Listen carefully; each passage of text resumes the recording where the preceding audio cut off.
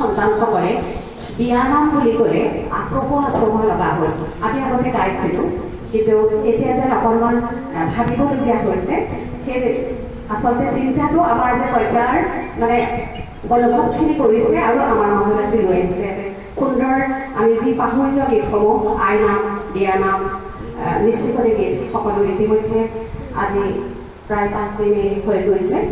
গতিকে আৰু আমাৰ আইনসকল সকলোৱে উদ্যোগ হৈ আছে এটা সুন্দৰ অনুষ্ঠান আগবাঢ়িছে। আমি বিশ্ববাসী ৰাইজক উপহাৰ দিব পাৰিম বুলি।